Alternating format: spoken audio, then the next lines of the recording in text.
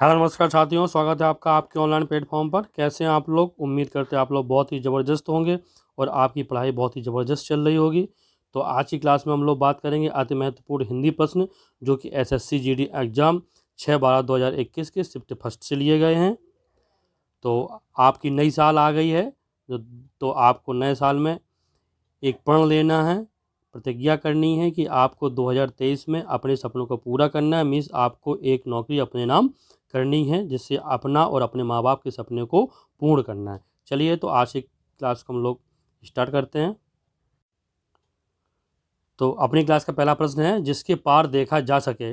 वाक्यांश के लिए एक शब्द दीजिए। तो जिसके पार देखा जा सके उसे क्या कहते हैं? पारदर्शी। तो अपना ऑप्शन ए सही हो जाएगा। पार्थिव क्या होता है? जिसका संबंध पृथ्वी से हो। जिसका संबंध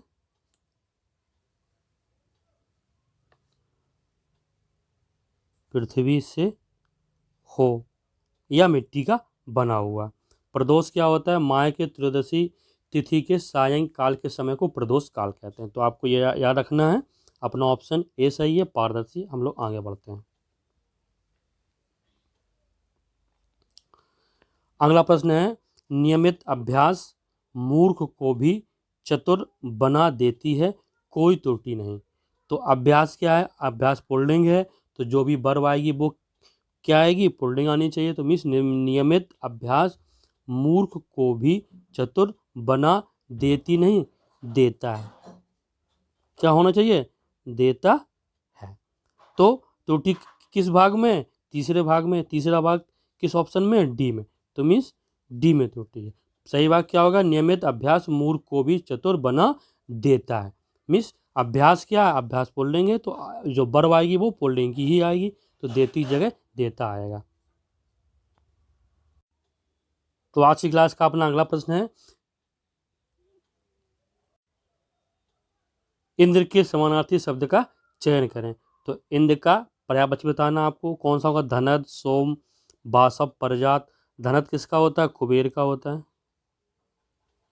कुबेर, धनपाल, धनपति, धनपति। सोम किसका होता है? अमृत का होता है। अमृत, पीयूष, सुरभोग। बासव, इंद्र का पर्यायवाची क्या होगा? बासव इंद्र का पर्यायवाची है। परजात किसका है? कल्प वृक्ष का कल्प वृक्ष का पर्यायवाची है। तो ये आपको याद रखना है। अपनी क्लास का अगला प्रश्न, पति पत्नी के झगड़े का हेतु क्या हो सकता है, कोई त्रुटि नहीं। मिस आपको बताना है इस प्रश्न में किस भाग में त्रुटि है, और यदि कोई त्रुटि नहीं है तो भाग 4 मिस को चुनना है। तो पति पत्नी के झगड़े का हेतु, हेतु मिस क्या होता है? कारण। हेतु मिस क्या होता है? कारण। कारण क्या हो सकता है? मिस जो हेतु है इसको क्या के बाद आना चाहिए। सही वाक्य क्या होगा? पति पत्नी के झगड़े का क्या हेतु हो सकता है या क्या कारण हो सकता है। मिस हेतु क्या के बाद आना चाहिए। मिस अपने किस भाग में त्रुटि है? भाग 2 में त्रुटि है। भाग 2 किस में? बी में। तो अपना ऑप्शन बी सही हो जाएगा। क्लियर? चलिए हम लोग आगे बढ़ते हैं। अपना अगला प्रश्न है, मैं भूखा हूं और मुझे बहुत तेज प्यास भी लगा है, कोई त्रुटि नहीं। मिस आपको बताना है किस भाग में त्रुटि है। तो मैं भूखा हूं और मुझे बहुत तेज प्यास भी लगा है। प्यास क्या है? प्यास स्त्रीलिंग है, तो इसके साथ वर्ब क्या आएगी? स्त्रीलिंग आएगी। लगा नहीं, लगी है। क्या आएगा? लगी है। तो किस भाग में त्रुटि है? भाग तीसरे में त्रुटि है। तो तीसरा भाग किस में? सी में। तो अपना ऑप्शन सी सही हो जाएगा। मैं भूखा हूं और मुझे बहुत तेज प्यास भी लगी है। तो ऑप्शन थर्ड अपना आंसर हो जाएगा। चलिए हम लोग चलते हैं अगले प्रश्न में। बैलों के कंधे पर ब्लैंक प्लेस पड़ा था। जुआ, जुए, जय, जुआ। तो क्या होता है? जुआ। बैलों के कंधों पर जो डाला जाता है उसे क्या कहते हैं हम लोग? जुआ। मीन जो ऑप्शन ए में दिया गया, तो अपना आंसर ए सही हो जाएगा। चलिए हम लोग चलते हैं अगले प्रश्न की ओर। अगला प्रश्न क्या है? पानी फेर देना मुहावरे का सही अर्थ क्या होगा? चलिए, जवाब न देना, संभाल लेना, बुरा भला कहना, बिगाड़ देना। मीन्स पानी फेरना मीन्स बिगाड़ देना। लोग कहते हैं कि आपने सब किए कराए पे पानी फेर दिया, मीन्स जो भी काम बना था वो भी बिगाड़ दिया। समझ में आया? चलो हम लोग आगे चलते हैं। अपना अगला प्रश्न है, जिसे बुलाया न गया हो के लिए एक शब्द क्या होगा? जिसे बुलाया न गया हो के लिए एक शब्द क्या होगा?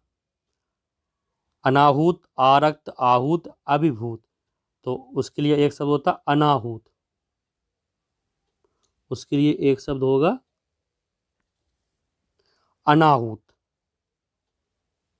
आहूत मीन्स क्या होता है? जिसे बुलाया गया हो।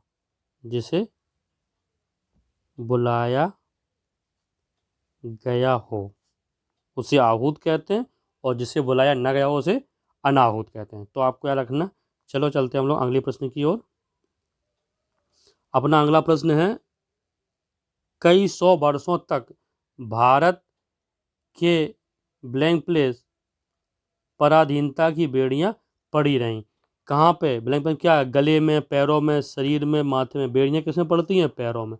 भारत के पैरों में पराधीनता की बेड़ियां पड़ी रहीं। चलिए हम लोग चलते हैं अगला प्रश्न।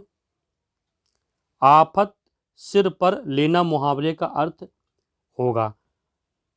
बताइए क्या होगा? झगड़ा मोल लेना, तंग करना, स्वागत करना, समस्या या सामना करना। तो आफत सिर पर लेने का मतलब क्या होता है? जानबूझकर ऐसा काम करना जिससे आपको परेशानी हो। तो देखिए कौन सा ऑप्शन हो जाएगा? झगड़ा मोल लेना, तंग करना, स्वागत करना, समस्या का सामना करना। मीन्स झगड़ा मोल लेना। जानबूझकर ही वो कोई काम करोगे, झगड़ा करोगे तो झगड़ा मोल लेना। चलिए हम लोग आगे बढ़ते हैं। अंगीकार का विलोम शब्द क्या होगा? अंगीकार मीन्स क्या होता है? स्वीकार और अंगीकार दोनों क्या है? आपस में समानार्थी शब्द हैं। तो अंगीकार का विलोम शब्द क्या होगा? बहिष्कार। क्या होगा? बहिष्कार। और स्वीकार का क्या होगा? अस्वीकार या बहिष्कार। स्वीकार या बहिष्कार।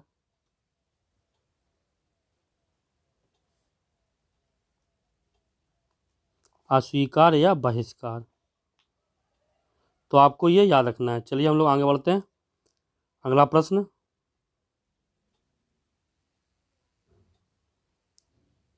वह प्रतिदिनों ऐसा ही करता आया है, रेखांकित को प्रतिस्थापित कीजिए। मीन्स रेखांकित भाग को किससे प्रतिस्थापित कर सकते हैं हम? वह प्रतिदिनों, प्रतिदिनों नहीं होता है दोस्तों, क्या होता है? प्रतिदिन होता है। प्रतिदिन। तो वह प्रतिदिन ऐसा ही करता आया है। तो ये किस में? वह प्रतिदिन, डी। वह प्रतिदिन ऐसा ही करता है, मीन्स ऑप्शन डी आंसर हो जाएगा हम लोगों का। चलो हम लोग आगे बढ़ते हैं। सही वर्तनी वाले शब्द का चयन करें। तो बताना इसमें किसकी वर्तनी सही है? तो ऑप्शन डी यथाशक्ति की वर्तनी सही है। एकांत शब्द का समानार्थी शब्द क्या होगा? एकांत का समानार्थी शब्द बताना आपको। एकता, सहसा, शून्य, अचानक। एकांत का क्या होगा? शून्य।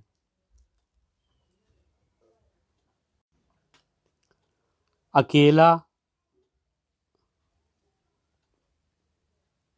तन्हा, वीरान, निर्जन। ये सभी एकांत के पर्यायवाची होते हैं। तो ये आपको याद रखना है। चलिए हम लोग आगे। तो अपना अगला प्रश्न है, आधे से अधिक लोगों की मिलकर एक राय वाक्यांश के लिए एक शब्द होगा। मीन्स आधे से अधिक लोगों की जब एक राय हो जाएगी तो उसे हम लोग क्या कहेंगे? बहुमत। क्या कहेंगे? बहुमत।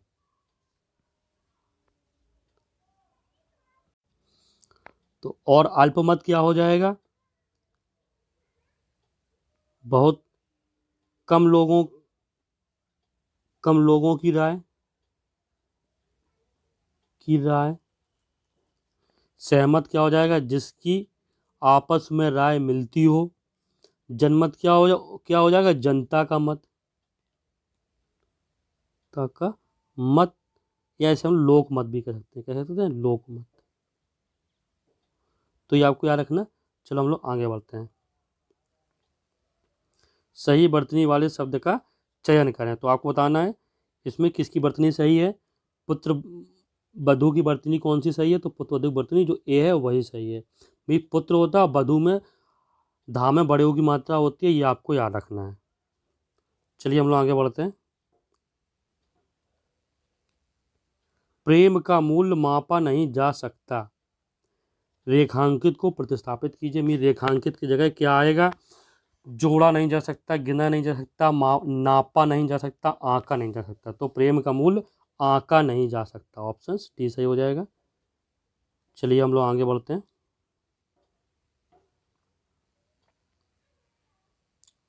दोस्तों यदि आपको लगे कि मेरे द्वारा दिया गया कंटेंट आपकी किसी प्रकार से मदद कर सकता है और इसको तैयार करने में मेरे द्वारा मेहनत की गई है, तो आप वीडियो को लाइक करें, अपने दोस्तों और छोटे भाई बहनों के बीच में शेयर करें, जिससे इसका लाभ वो लोग भी ले सकें। और यदि आप पहली बार चैनल पर विजिट कर रहे हैं तो चैनल को सब्सक्राइब करें। तो अगला प्रश्न है, सुलभ का विलोम शब्द बताएं। सुलभ का विलोम शब्द क्या होता है, दुर्लभ, ऑप्शन बी। चलिए हम लोग आगे बढ़ते हैं।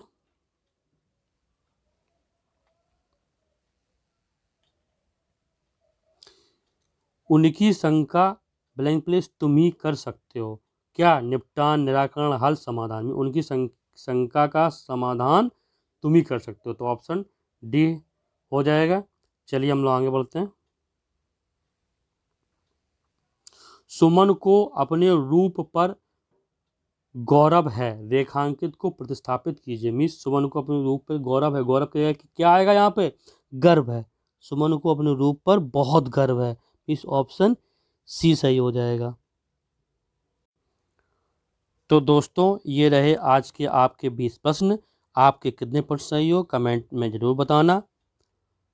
दोस्तों Hindi test 12 means Hindi test 12 में कुछ प्रश्नों में टाइपिंग मिस्टेक थी, तो उनको आप देख लीजिए, आप सही कर लेना।